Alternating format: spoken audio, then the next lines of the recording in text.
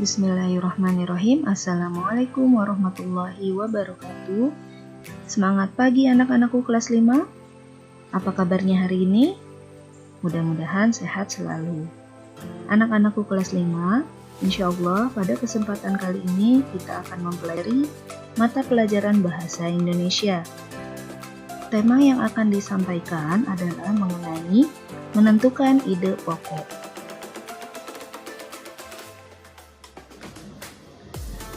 Sebelum mempelajari apa itu ide pokok, ada baiknya kita mempelajari kembali apa yang disebut dengan paragraf.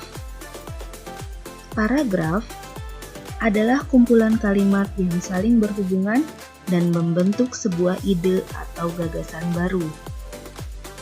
Anak-anakku, berikut merupakan contoh sebuah paragraf.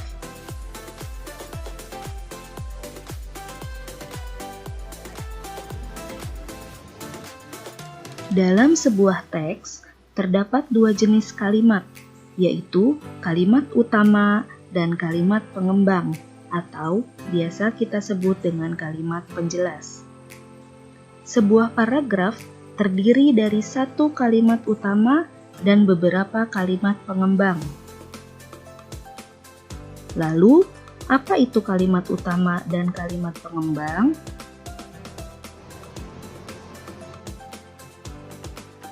Kalimat utama adalah kalimat yang merupakan inti dari sebuah teks.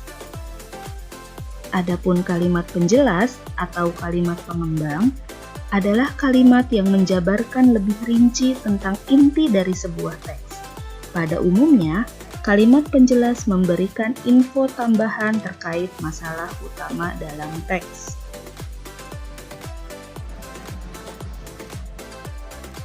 Di manakah letak kalimat utama? Letak kalimat utama dibedakan menjadi 3. Kalimat utama yang terletak di awal paragraf kita katakan dengan paragraf deduktif. Lalu, kalimat utama yang berada di akhir paragraf kita katakan sebagai paragraf induktif. Sedangkan letak kalimat utama berada di awal dan di akhir paragraf kita sebut dengan paragraf campuran. Kita ulang kembali ya, paragraf deduktif, paragraf induktif, dan paragraf campuran. Nah teman-teman, kita baca kembali yuk paragraf yang di awal tadi. Gurita merupakan salah satu jenis hewan tidak bertulang belakang yang dikenal sebagai hewan yang cerdik dan pintar. Hal itu karena seekor gurita memiliki daya ingat yang cukup kuat. Gurita dapat memecahkan masalah yang dialaminya lebih cepat dengan cara mengingat pengalamannya ketika memecahkan masalah yang sama. Selain itu, gurita juga dikenal sebagai perenang yang cukup cepat. Gurita menggunakan gerakan pendorong jet untuk bergerak cepat dan berenang jarak jauh. Nah, itu isi dari paragraf yang dibaca. Setelah kita membaca paragraf ini, teman-teman bisa menentukan tidak mana kalimat utamanya. Kalimat utama pada paragraf tersebut adalah gurita merupakan salah satu jenis hewan tidak bertulang belakang yang dikenal sebagai hewan cerdas dan pintar.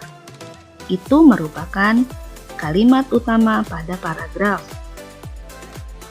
Setelah kita melihat di manakah letak kalimat utama tersebut? Ya, betul. Letak kalimat utamanya berada di awal paragraf. Maka, kita katakan paragraf ini adalah paragraf deduktif. Teman-teman, jika kita amati paragraf yang tadi kita baca bersama, paragraf tersebut terdiri dari 5 kalimat.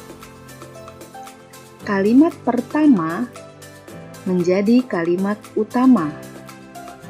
Lalu, bagaimanakah kalimat kedua, ketiga, keempat, dan kelima?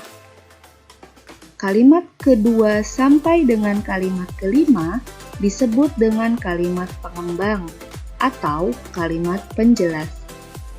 Karena kalimat-kalimat tersebut mendukung dan menjelaskan secara detail kalimat utama. Setelah kita bisa menentukan kalimat utama, maka selanjutnya kita akan menentukan ide pokok. Ide pokok tersebut terdapat pada kalimat utama. Lalu, apa ide pokok? Ide pokok merupakan inti atau dasar permasalahan dari suatu teks. Ide pokok berisi gagasan dasar penulis atau pembuat teks.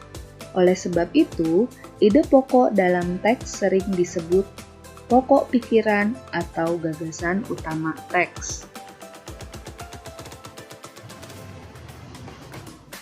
Jika kita kembali lagi pada paragraf di awal, kita telah menentukan kalimat utama. Kalimat utama pada paragraf ini adalah: gurita merupakan salah satu jenis hewan tidak bertulang belakang yang dikenal sebagai hewan yang cerdik dan pintar. Setelah kita menentukan kalimat utama, mari kita tentukan ide pokok. Perlu diingat, ide pokok terdapat pada kalimat utama. Maka, ide pokok pada paragraf ini adalah: gurita merupakan salah satu jenis hewan tidak bertulang belakang yang cerdik dan pintar. Berawal dari paragraf, menentukan kalimat utama, dan menentukan ide pokok. Maka, dapat kita simpulkan, untuk menentukan ide pokok pada suatu teks tulis, kita harus membaca teks atau paragraf dengan seksama secara keseluruhan. Setelah itu, carilah kalimat utama dari teks atau paragraf tersebut. Dalam sebuah paragraf atau teks, ide pokok dapat dijumpai pada kalimat utama. Jika sudah menemukan kalimat utama dari teks tersebut, barulah ide pokok dari teks dapat ditentukan. Namun sebaliknya, jika kita ingin mengembangkan ide pokok menjadi sebuah paragraf, maka kita harus menentukan langkah-langkah berikut ini. Pertama, kita tentukan ide pokoknya. Setelah itu, buatlah kalimat utama dari ide pokok tersebut dan jelaskan dalam kalimat pengembang atau kalimat penjelas. Lalu, susun dalam sebuah paragraf. Ide pokok tidak hanya terdapat pada teks tertulis. Ide pokok juga terdapat dalam teks lisan. Lalu, bagaimana menemukan ide pokok dalam teks lisan? Berbeda dengan cara menentukan ide pokok pada teks tulis, untuk dapat menentukan ide pokok pada teks lisan, kita perlu mendengarkan teks dengan sungguh-sungguh. Setelah itu, catatlah permasalahan atau peristiwa yang dibicarakan dalam teks.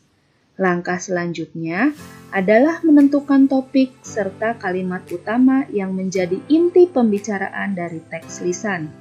Barulah kita dapat menentukan ide pokok dari teks lisan yang kamu dengar.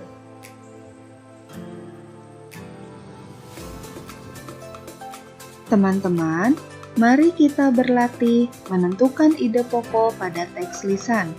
Dengarkan teks lisan berikut dan temukanlah ide pokok pada teks lisan tersebut. Otot disebut alat gerak aktif karena otot memiliki suatu senyawa kimia yang membuatnya dapat bergerak. Pada saat otot yang menempel pada tulang bergerak, otot tersebut akan membuat tulang bergerak.